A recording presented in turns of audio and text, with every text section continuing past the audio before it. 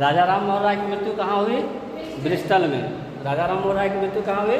Bristol में। कब? 27 सितंबर 1833 को। तो अब राजा राम मोहन राय की जब मृत्यु हो गई तो ये जो हमारा ब्रह्म समाज बना हुआ था इसका संचालन किसने किया? राजा राम मोहन राय की मृत्यु के बाद ब्रह्म समाज का संचालन किसने किया? क्या? देवेंद्रनाथ टैगोर। देवेंद्रनाथ टैगोर ने किया। ठीक है। और देवेंद्रनाथ टैगोर ने ही एक और सभा की स्थापना की थी, तत्वबोधिनी की सभा की स्थापना की थी। कौन सी सभा? तत्वबोधिनी सभा की स्थापना की थी। किसने? देवेंद्रनाथ टैगोर ने। 1865 ईस्वी में क्या हुआ? ब्रह्म समाज दो भाग में विभाजित हो गया। 1865 में क्या हुआ?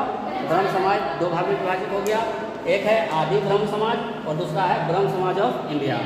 आदि ब्रह्म समाज और ब्रह्म समाज ऑफ इंडिया।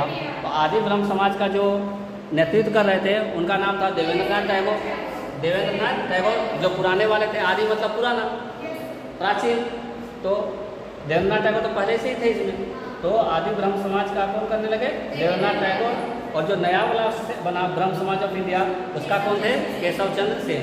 केशव चंद्र सेन। ये केशव चंद्र सेन का जो ब्रह्म समाज ऑफ इंडिया है ये भी फिर दो भाग में विभाजित हो गया। कब? 1878 में, जिसमें नया गुट का क्या नाम पड़ गया? साधारण ब्रह्म समाज। साधारण ब्रह्म समाज। उसके बाद क्या बताए? प्रार्थना समाज के बारे में। प्रार्थना समाज क्या था?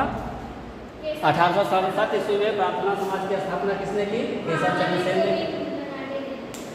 प्रार्थना समाज की जो स्थापना हुई कब हुई? 1867 में। एक्चुअली क्या हुआ? केशव चंद्र सेन जो थे पूरे इंडिया में घूम रहे थे। केशव चंद्र सेन पूरे इंडिया में घूम रहे थे, तो उन्हीं से प्रभावित होकर, केशव चंद्र सेन से प्रभावित होकर महाराष्ट्र में, कहाँ? महाराष्ट्र में प्रार्थना समाज की स्थापना की गई। किसके द्वारा? महादेव गोविंद रानाडे और आत्माराम पांडुरंग के द्वारा। प्रार्थना समाज की स्थापना कहाँ हुई? महाराष्ट्र में हुई। किससे प्रभावित होकर? केशव चंद्र सेन से प्रभावित होकर। और किसने किया?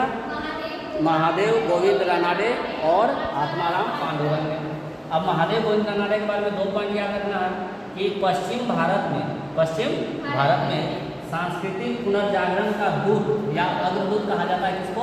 महादेव गोविंद रानाडे को। पश्चिम भारत में सांस्कृतिक पुनर्जागरण का अग्रदूत किसको कहा जाता है? महादेव गोविंद रानाडे को। और साथ साथ महाराष्ट्र का सुकरात भी कहा जाता है। किनको? महादेव गोविंद रानाडे को।